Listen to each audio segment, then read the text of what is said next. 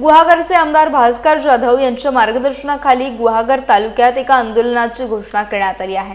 18 ते 21 ऑगस्ट दरम्यान तालुक्यातील विविध भागांमध्ये रामरक्षा आणि रामाच्या आरतीचं सामूहिक पठण करण्यात येणार आहे। या कार्यक्रमामागे अयोध्येतील राम मंदिरातील दानाच्या कथित चोरीचा मुद्दा असल्याचं सांगण्यात आलंय। आमदार भास्कर जाधव यांचे सुपुत्र विक्रांत जाधव यांनी राम मंदिरातील 1400 कोटी रुपयांपेक्षा अधिक दानाची चोरी झाल्याचा गंभीर आरोप केलाय। गुहागरमध्ये झालेल्या पत्रकार परिषदेत त्यांनी सत्ताधाऱ्यांवर टीका करत हा कथित प्रकार जनतेपर्यंत पोहोचवण्यासाठी तालुक्यात रामरक्षा आणि रामाची आरती पठण करण्यात येणार असल्याचं सांगितलंय। या मोहिमेत कोणत्याही एका पक्षाला सहभागी होण्याचं आवाहन करण्यात आलं नाही। गुहागर तालुक्यातील प्रभू रामावर श्रद्धा असलेल्या नागरिकांनी राजकीय पक्ष बाजूला ठेवून या आंदोलनात सहभागी व्हावे असे आवाहन विक्रांत जाधव यांनी केले। 1400 कोटी हे फक्त आकडे हे आता तुम्हाला दिसतायत, परंतु त्याही पेक्षा अधिकची चोरी झाल्याची शक्यता असण्याने काय नाकारता येत नाही किंवा ती झालेलीच आहे। आणि म्हणून या सगळ्या विषयामध्ये आमचे पक्षप्रमुख आदरणीय उद्धव साहेब ठाकरे यांनी सर्वात आधी या संपूर्ण देशामध्ये सर्वात प्रथम एक आवाज दिला आणि दादरच्या हनुमान मंदिरामध्ये त्यांनी रामरक्षा आणि रामाची आरती अशा प्रकारचा कार्यक्रम त्या ठिकाणी त्यांनी राबवला आणि या विषयाला खऱ्या अर्थाने देशामध्ये वाचा फुटली। आणि नंतर त्यांनी आम्हा सर्व शिवसैनिकांना आणि रामभक्तांना हा संदेश दिला की तुम्ही तुमच्या भागामध्ये अशाच पद्धतीने रामरक्षा पठण असेल, रामाची आरती असेल, हनुमंताची आरती असेल, ही म्हणा, ही करा आणि या संदर्भातली जनजागृती करून लोकांपर्यंत ही जी काही चोरी झाली आहे ती चोरी ही लोकांपर्यंत पोचली पाहिजे।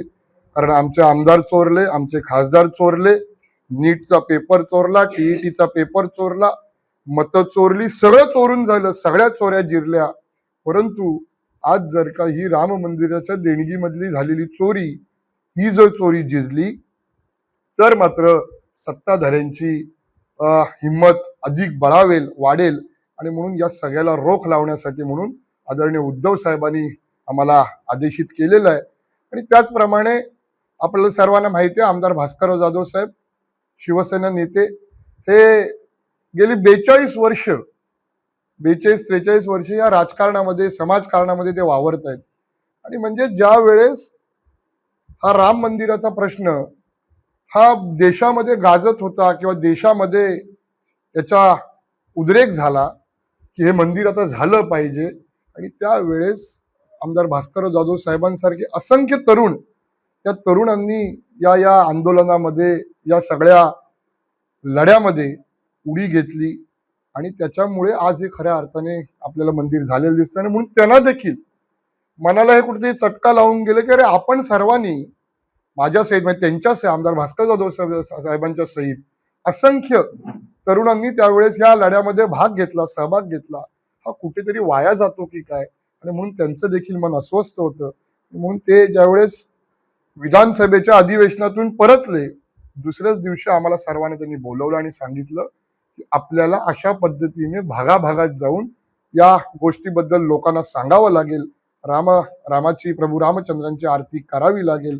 आणि म्हणून आम्ही चिपळूणमधनं ह्याची सुरुवात केली, रामपूरमध्ये केली, आम्ही खरवतेमध्ये अशाच प्रकारचा कार्यक्रम पार पाडला।